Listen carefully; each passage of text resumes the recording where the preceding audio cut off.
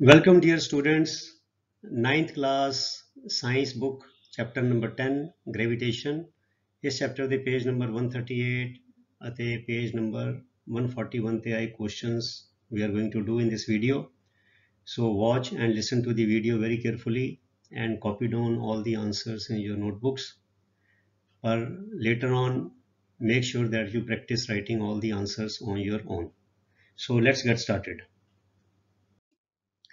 What are the differences between the mass of an object and its weight? Very important question, evergreen. ਇਹਦੇ ਪੇਪਰਾਂ ਵਿੱਚ ਆਉਣ ਦੀ ਪੂਰੀ possibility ਹੈ, ਪੂਰੀ ਸੰਭਾਵਨਾ ਹੈ। ਸੋ ਇਸ ਕਰਕੇ ਇਹਨੂੰ ਚੰਗੀ ਤਰ੍ਹਾਂ ਤੁਸੀਂ ਇਹ ਸਾਰੇ ਪੁਆਇੰਟਸ ਨੂੰ ਯਾਦ ਕਰ ਲੈਣਾ। ਸੋ ਇਸ ਤਰ੍ਹਾਂ ਟੇਬਲ ਬਣਾ ਲਓ, ਮਾਸ ਤੇ ਇੱਥੇ weight। ਚਾਰ ਡਿਫਰੈਂਸਿਸ ਹੈਗੇ ਨੇ। ਪਹਿਲਾ ਹੈਗਾ mass is the quantity of matter contained in an object and is the measure of its inertia. Very obvious. ਮਤਲਬ ਕਿੰਨਾ ਮਾਸ ਹੈਗਾ, ਅਸੀਂ ਦੇਖਦੇ ਹਾਂ ਵੀ 2 ਕਿਲੋ ਹੈ, 4 ਕਿਲੋ ਹੈ, ਠੀਕ ਹੈ। The weight of an object is the force of an object with which it is attracted towards the earth. अर्थ जिन्ने अर्थ कह लो या कोई प्लैनेट कह लो, मतलब कि किसी ऑब्जेक्ट ਨੂੰ ਕਿੰਨੇ ਫੋਰਸ ਨਾਲ ਅਟਰੈਕਟ ਕਰਦਾ ਹੈ, ਉਹਨੂੰ ਕਿਹਾ ਜਾਂਦਾ ਹੈ weight। ਉਹਦਾ ਫਾਰਮੂਲਾ ਹੈਗਾ W is equal to mg, अर्थात W is equal to mass into gravity।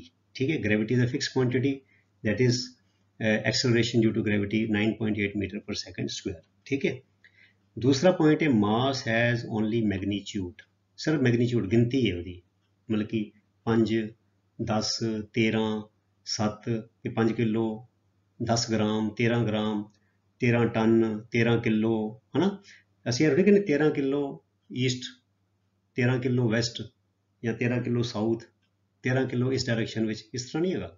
So mass has only magnitude. weight like force, ਜਿਵੇਂ ਫੋਰਸ ਹੈ ਉਸੇ ਤਰ੍ਹਾਂ weight has both magnitude and direction। ਮਤਲਬ ਕਿ ਇਹ ਫੋਰਸ ਹੈਗਾ, ਇੰਨਾ weight ਹੈ ਤੇ ਕਿਹੜੀ ਡਾਇਰੈਕਸ਼ਨ ਵਿੱਚ ਹੈ, ਅਪਵਰਡ ਹੈਗਾ, ਡਾਊਨਵਰਡ ਹੈਗਾ, ਕਿਸ ਡਾਇਰੈਕਸ਼ਨ ਵਿੱਚ ਹੈਗਾ। ਸੋ weight like force has both magnitude and direction। ਦੂਸਰਾ ਡਿਫਰੈਂਸ। ਤੀਸਰਾ ਹੈ mass is a fixed quantity and does not change from place to place।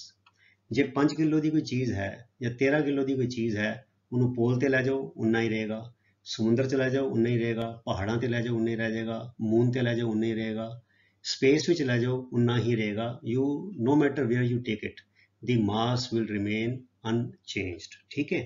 ਤੇ ਤੀਸਰਾ ਤੇ weight ਦਾ ਕੀ ਹੈ, weight varies from place to place। varies माने changes, weight changes from place to place। ਕਿਉਂ ਬੱਚਿਓ, because gravity changes। ਤੇ weight ਨੂੰ ਜਿਹੜੇ ਮਾਸ ਇੰਟੂ ਗ੍ਰੈਵਿਟੀ ਕਰਾਂਗੇ, ਜਿਹੜੇ ਗ੍ਰੈਵਿਟੀ ਚੇਂਜ ਹੋ ਜਾਏਗੀ, ਪੋਲ ਤੇ ਗ੍ਰੈਵਿਟੀ ਕੁਝ ਹੋਰ ਹੈ, ਇਕੁਏਟਰ ਤੇ ਗ੍ਰੈਵਿਟੀ ਕੁਝ ਹੋਰ ਹੈ, ਮੂਨ ਤੇ ਕੁਝ ਹੋਰ ਹੈ, ਵੀਨਸ ਤੇ ਕੁਝ ਹੋਰ ਹੈ, ਪੁਲਾੜ ਦੇ ਵਿੱਚ ਕੁਝ ਹੋਰ ਹੈ। At some places gravity is zero also, so weight will become zero। ਜਿਹਨੇ ਅਸੀਂ ਕਹਿੰਦੇ weightlessness। ਠੀਕ ਹੈ, ਉਹ ਸ਼ਾਇਦ ਤੁਸੀਂ 10th ਵਿੱਚ ਅੱਗੇ ਜਾ ਕੇ ਪੜੋਗੇ, ਜਾਂ ਮੇਰੇ ਖਿਆਲ ਅਗਲੇ ਚੈਪਟਰ 'ਚ ਕਿਤੇ ਹੈ ਕਿ ਨਹੀਂ, ਮੈਨੂੰ ਯਾਦ ਨਹੀਂ, 9 ਜਾਂ 10ਵੀਂ 'ਚ ਹੈਗਾ। But just remember that weight varies from place to place and weight can become zero also, because when g becomes zero, weight becomes zero। so mass is a fixed quantity but weight is a changing quantity। it changes from place to place because g depends on location। ਇਹਦਾ ਕਾਰਨ ਇਹ ਵੇ। ਤੇ ਆਖਰੀ point, the SI unit of mass is kg। SI माने international system of units। ਚਾਹੇ ton ਵਿੱਚ ਦਿੱਤਾ ਹੋਵੇ ਚਾਹੇ ਗ੍ਰਾਮ ਦਿੱਤਾ ਹੋਵੇ, ਅਸੀਂ ਹਮੇਸ਼ਾ ਉਹਨੂੰ ਕਿਲੋਗ੍ਰਾਮ ਦੇ ਵਿੱਚ ਕਨਵਰਟ ਕਰਦੇ ਹਾਂ। So unit of mass is kilogram and the SI unit of weight is Newton. ਜਿਸ ਤਰ੍ਹਾਂ ਫੋਰਸ ਦੀ ਯੂਨਿਟ ਨਿਊਟਨ ਹੈ, ਇਸੀ ਤਰ੍ਹਾਂ weight ਦੀ ਯੂਨਿਟ ਵੀ ਨਿਊਟਨ ਹੈ, because weight is a force। weight of an object is the force। ਠੀਕ ਹੈ। ਸੋ weight is also a force, ਇਹ ਯਾਦ ਰੱਖਣਾ ਹੈ। ਸੋ ਮਾਸ ਔਰ weight ਅਸੀਂ ਡੇ ਟੂ ਡੇ ਲਾਈਫ, ਜਿਹੜੀ ਆਮ ਰੋਜ਼ਮਰਾ ਦੀ ਜ਼ਿੰਦਗੀ ਹੈ, ਅਸੀਂ ਮਾਸ ਔਰ weight ਨੂੰ ਬਦਲਵੇਂ ਰੂਪ 'ਚ ਬਦਲਦੇ ਹਾਂ। ਅਸੀਂ ਮਾਸ ਵੀ ਕਹਿ ਦਿੰਦੇ ਹਾਂ ਤੇਰਾ weight ਵੱਧ ਗਿਆ ਹੈ ਨਾ, ਅਸੀਂ ਮਾਸ ਵੱਧ ਗਿਆ ਨਹੀਂ, ਅਸੀਂ weight ਹੀ ਕਹਿ ਦਿੰਦੇ ਹਾਂ। ਪਰ ਬੱਚਿਓ ਫਿਜ਼ਿਕਸ ਦੀ ਲੈਂਗੁਏਜ ਵਿੱਚ, ਵਿਗਿਆਨ ਦੀ ਲੈਂਗੁਏਜ ਵਿੱਚ mass is different and weight is different ਹੈ, ਯਾਦ ਰੱਖਣਾ। ਹੁਣ ਆ ਗਿਆ ਬੱਚਿਓ weight ਨਾਲ ਜੁੜਿਆ question, Y is the weight of an object on the moon 1/6 its weight on the earth। ਹੁਣ ਦੇਖੋ ਉਹੀ ਗੱਲ ਆ ਗਈ ਨਾ, weight varies from place to place। ਅਗਰ ਮੰਨ ਲਓ ਮੇਰਾ ਭਾਰ 63 ਕਿਲੋ ਹੈਗਾ ਤੇ ਮੈਂ ਜਿਹੜੇ ਮੂਨ ਤੇ ਜਾਵਾਂਗਾ ਤਾਂ ਵੀ ਮੇਰਾ ਭਾਰ 63 ਕਿਲੋ ਹੀ ਰਹੇਗਾ। ਪਰ ਜਿਹੜਾ ਮੇਰਾ weight ਅਰਥ ਤੇ ਹੋਏਗਾ, ਉਹ ਤੋਂ ਜਿਹੜੇ ਮੈਂ ਮੂਨ ਤੇ ਜਾਵਾਂਗਾ ਮੇਰਾ weight 1/6 ਹੋ ਜਾਏਗਾ। ਮੈਂ ਛਾਲ ਮਾਰਾਂਗਾ ਤੇ ਮੈਂ ਉੜ ਕੇ ਦੂਰ ਤੱਕ ਜਾਵਾਂਗਾ, ਮੈਂ ਇੰਨਾ ਹਲਕਾ ਹੋ ਜਾਵਾਂਗਾ ਉੱਥੇ। ਠੀਕ ਹੈ, ਉਹ weight ਕਰਕੇ ਵੇ। सो हुण सवाल यही आ गया हुण जिहड़ा असीं पहले पढ़िया एक कि weight varies from place to place. कहंदे why is the weight of an object on the moon 1/6 its weight on the earth. कि जिन्ना अर्थ ते वेट है वो मून ते ਉਹਦਾ 6वां हिस्सा क्यों हो जाता है। ठीक है, आओ देखिए ਇਹਦਾ जवाब इस तरह तैयार करना है। The weight of an object on the moon is the force with which the moon attracts the object. weight of an object on the earth is the force with which earth attracts that object। ਤੇ ਜੇ moon ਤੇ ਚਲਾ ਜਾਏਗਾ weight of an object on the moon is the force with which the moon attracts that object। this force is directly proportional to the product of the masses of the two objects in question and is inversely proportional to the square of the distance between them। ਇਹ ਗੱਲ ਅਸੀਂ ਬੱਚਿਓ universal law of gravitation ਵਿੱਚ ਪਹਿਲੇ video 'ਚ ਪੜ੍ਹ ਚੁੱਕੇ ਹਾਂ ਚੰਗੀ ਤਰ੍ਹਾਂ। ਹੁਣ ਕਹਿੰਦੇ now the earth is about 81 times heavier than the moon. ਜਿਹੜੀ ਧਰਤੀ ਹੈ ਉਹ ਮੂਨ ਤੋਂ 81 ਗੁਣਾ ਜ਼ਿਆਦਾ ਭਾਰੀ ਹੈ। ਅਰਥਾਤ ਅਗਰ ਮੂਨ ਦਾ ਭਾਰ ਹੈਗਾ x ਤੇ x ਟਨ ਜਾਂ x kg ਜੋ ਵਟਐਵਰ, ਤੇ ਜਿਹੜਾ ਧਰਤੀ ਦਾ ਭਾਰ ਹੈਗਾ 81x 81 times heavier and its radius is 3.66 times the moon's radius. ਅਗਰ ਮੂਨ ਦਾ ਰੇਡੀਅਸ ਹੈਗਾ r ਤੇ ਅਰਥ ਦਾ ਰੇਡੀਅਸ ਹੈਗਾ 3.66 r। ਜਿੰਨਾ ਮੂਨ ਦਾ ਰੇਡੀਅਸ ਹੈ ਉਹਨੂੰ 3.66 ਦੇ ਨਾਲ ਜਾਂ 3.7 ਦੇ ਨਾਲ ਗੁਣਾ ਕਰ ਦਿਓ, ਸਾਡੇ ਕੋਲ ਅਰਥ ਦਾ ਰੇਡੀਅਸ ਆ ਜਾਏਗਾ।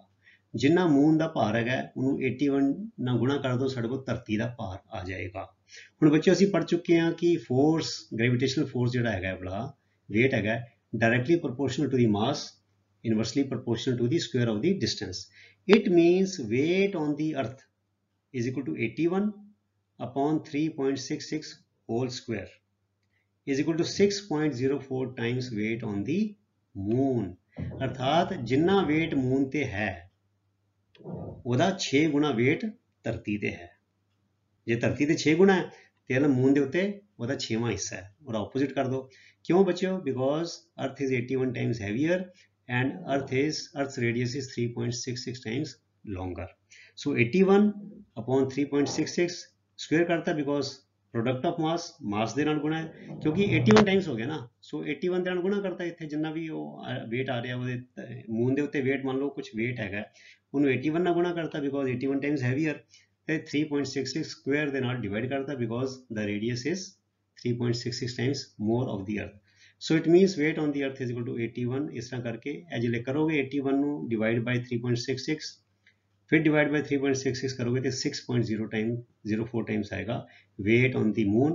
इन other words the weight of an object on the moon is 1/6 its weight on the earth. इतने इज मिक्स हो जाओ, इतने इज आना सीगा, इतने इज लिख लियो, इतने आएगा is.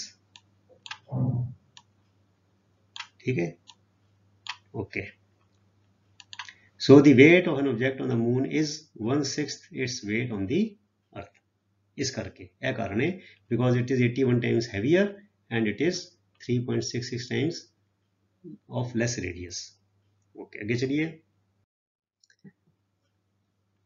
Why is it difficult to hold a school bag having a strap made of a thin and strong string.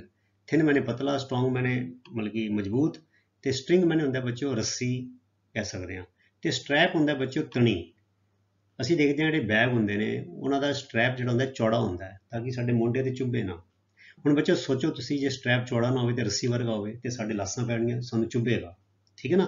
ਹੁਣ ਇਹ ਤਾਂ ਸਭ ਨੂੰ ਪਤਾ ਇਦਾਂ ਹੁੰਦਾ ਹੈ, ਪਰ ਇਹਦਾ ਕਾਰਨ ਕੀ ਹੈ, ਇਹਦਾ ਵਿਗਿਆਨਿਕ ਕਾਰਨ ਕੀ ਹੈ? ਸੋ ਉਹ ਸਾਨੂੰ ਇਸ ਫਾਰਮੂਲੇ ਤੋਂ ਪਤਾ ਲੱਗਦਾ ਹੈ। We know that pressure is equal to thrust upon area.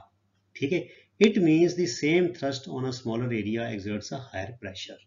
ਹੁਣ ਬੱਚੋ ਦੇਖੋ ਥਰਸਟ ਅਪੋਨ ਏਰੀਆ, ਜਿਵੇਂ ਏਰੀਆ ਛੋਟਾ ਕਰ ਦੇਵਾਂ ਤੇ ਛੋਟੀ ਚੀਜ਼ ਥਰਸਟ ਨੂੰ ਭਾਗ ਕਰ ਰਹੀ ਹੈ ਕਿਉਂਕਿ ਫਿਗਰ ਛੋਟੀ ਹੋ ਜਾਏਗੀ ਤੇ ਭਾਗਫਲ ਜਿਹੜਾ ਕੋਸ਼ੀਐਂਟ ਆਏਗਾ ਵੱਡਾ ਆਏਗਾ, that means pressure will be more, ਵੀ ਜ਼ਿਆਦਾ ਪ੍ਰੈਸ਼ਰ ਸਾਡੇ ਤੇ ਦਬਾਅ ਪਏਗਾ।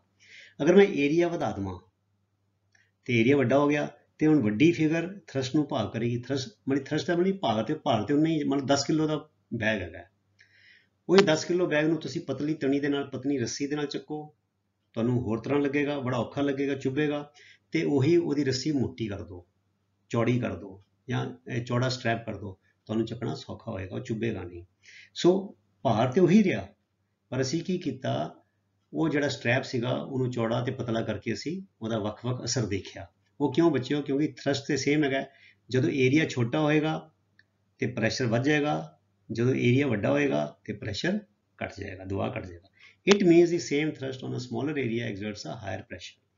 A strap made of a thin and strong string provides a small surface area, मतलब surface area बहुत थोड़ा है, for holding the bag. Consequently ਦਾ ਮਤਲਬ ਹੁੰਦਾ ਹੈ as a result ਜਾਂ ਨਤੀਜੇ ਵਜੋਂ, ਸਿੱਟੇ ਵਜੋਂ, the pressure becomes high and uncomfortable, ਤੇ ਅਣਸੁਖਾਵਾਂ ਹੋ ਜਾਂਦਾ ਹੈ, ਸਾਨੂੰ ਚੁਭਦਾ ਹੈ, ਸਾਨੂੰ ਪਰੇਸ਼ਾਨ ਕਰਦਾ ਹੈ, ਤੰਗ ਕਰਦਾ ਹੈ, which makes it difficult to hold the bag. ਇਸ ਤਰ੍ਹਾਂ ਆਂਸਰ ਹੈ ਤਿਆਰ ਕਰਨਾ। ਠੀਕ ਹੈ, ਅਗਲਾ ਚਲਿਏ। Question number 2, what do you mean by buoyancy? ਇਹਨੂੰ ਵੀ ਚੰਗੀ ਤਰ੍ਹਾਂ ਯਾਦ ਕਰ ਲੈਣਾ ਬੱਚਿਓ।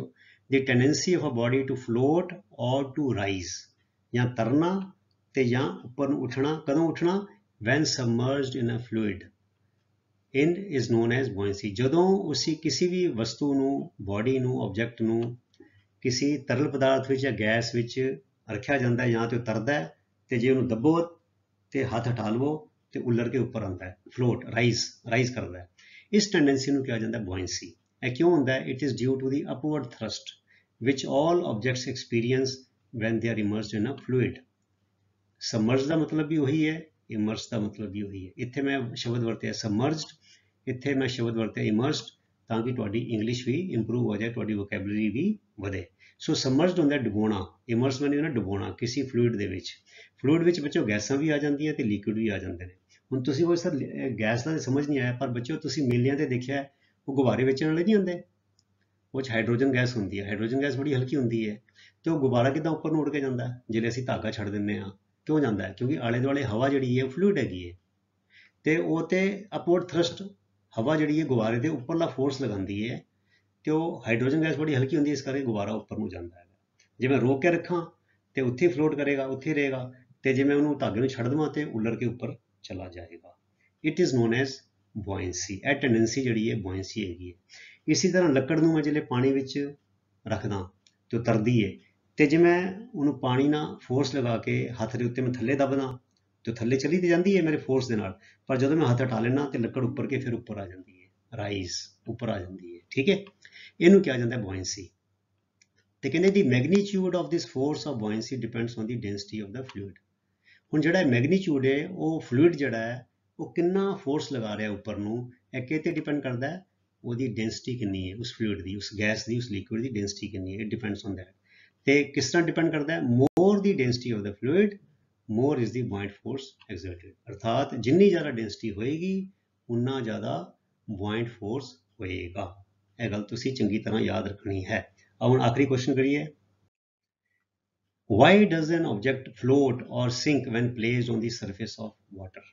ਕਹਿੰਦੇ ਜਦੋਂ ਕੋਈ ਵੀ ਵਸਤੂ, ਕੋਈ ਵੀ ਚੀਜ਼ ਪਾਣੀ ਦੀ ਸਤਹ ਉੱਤੇ, ਪਾਣੀ ਦੇ ਸਰਫੇਸ ਤੇ ਰੱਖੀ ਜਾਂਦੀ ਹੈ, ਜਾਂ ਤੇ ਉਹ ਤਰਦੀ ਹੈ ਤੇ ਜਾਂ ਡੁੱਬ ਜਾਂਦੀ ਹੈ। ਇਸ ਤਰ੍ਹਾਂ ਕਿਉਂ ਹੁੰਦਾ ਹੈ?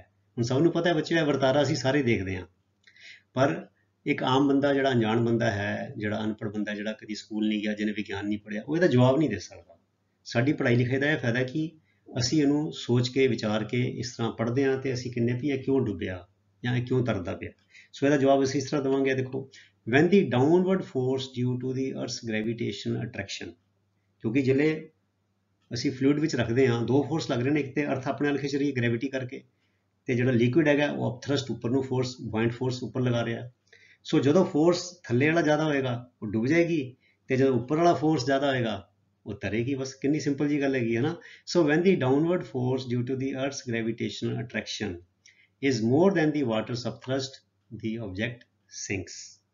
When the water's upthrust is more than the earth's downward pull, the object floats. So simple. ਸੋ ਬੱਚਿਓ, ਨਾਲ ਤੁਸੀਂ ਗੱਲ ਇਹ ਵੀ ਐਡ ਕਰ ਸਕਦੇ ਹੋ, ਇਹ ਵੀ ਇਹਦੇ ਨਾਲ ਜੁੜੀ ਹੋਈ ਹੈ। ਇਨ ਅਦਰ ਵਰਡਸ, ਦੂਜੇ ਸ਼ਬਦਾਂ ਵਿੱਚ, objects of density less than that of water float. ਜਿਹਨਾਂ ਦੀ ਡੈਂਸਿਟੀ ਪਾਣੀ ਤੋਂ ਘੱਟ ਹੁੰਦੀ ਹੈ ਉਹ ਫਲੋਟ ਕਰਦੇ ਨੇ on the surface of water, and the objects of density greater than that of water sink in the water. ਤੇ ਜਿਹੜੇ ਆਬਜੈਕਟਸ ਦੀ ਡੈਂਸਿਟੀ ਪਾਣੀ ਤੋਂ ਜ਼ਿਆਦਾ ਹੁੰਦੀ ਹੈ ਉਹ ਪਾਣੀ ਵਿੱਚ ਡੁੱਬ ਜਾਂਦੇ ਹਨ। ਸੋ ਇਹ ਦੋਨੋਂ ਤੱਥਾਂ ਨੂੰ ਚੰਗੀ ਤਰ੍ਹਾਂ ਯਾਦ ਕਰ ਲੈਣ। ਇਹ ਐਕਸਪਲੇਨੇਸ਼ਨ ਹੈਗੀ ਹੈ ਤੇ ਇਹਦਾ ਤੱਥ ਹੈ, ਇਹਦੇ ਨਾਲ ਹੀ ਜੁੜਿਆ ਹੈ। ਸੋ ਇਹ ਆਨਸਰ ਨੂੰ, ਇਸ ਦੋਨੋਂ ਗੱਲਾਂ ਨੂੰ ਲਿਖ ਕੇ ਤੁਸੀਂ ਆਨਸਰ ਕੰਪਲੀਟ ਤੁਹਾਡਾ ਹੋ ਜਾਏਗਾ। ਸੋ ਪਿਆਰੇ ਵਿਦਿਆਰਥੀਓ, ऐसे ਤੁਹਾਡੇ पेज नंबर 139 एंड 141 ਦੇ ਕੁਐਸਚਨਸ ਆਨਸਰਸ ਤੇ ਤੁਸੀਂ ਇਸੇ ਤਰ੍ਹਾਂ ਨੇਮ ਦੇ ਨਾਲ ਉਤਸ਼ਾਹ ਦੇ ਨਾਲ ਆਪਣੀ ਪੜ੍ਹਾਈ ਕਰੀ ਚਲੋ ਤੇ ਅਗਲੇ ਵੀਡੀਓ ਵਿੱਚ ਜਿਹੜੇ पेज नंबर 142 ਤੇ ਦੋ ਕੁਐਸਚਨਸ ਹੋਰ ਹੈਗੇ ਨੇ ਉਹ ਤੁਹਾਡੇ ਲਈ ਲੈ ਕੇ ਆਵਾਂਗੇ ਤੇ after that wheel start the exercises. ਸੋ ਤੁਸੀਂ ਇਸੇ ਤਰ੍ਹਾਂ ਮਿਹਨਤ ਦੇ ਨਾਲ ਉਤਸ਼ਾਹ ਦੇ ਨਾਲ ਡਟੇ ਰਹੋ। ਅਗਲੇ ਵੀਡੀਓ ਤੱਕ ਲਈ ਗੁੱਡ ਬਾਏ। ਤੁਹਾਡਾ ਸਾਰਿਆਂ ਦਾ ਬਹੁਤ ਬਹੁਤ ਧੰਨਵਾਦ। ਰੱਬ ਰਾਖਾ। Thank you very much.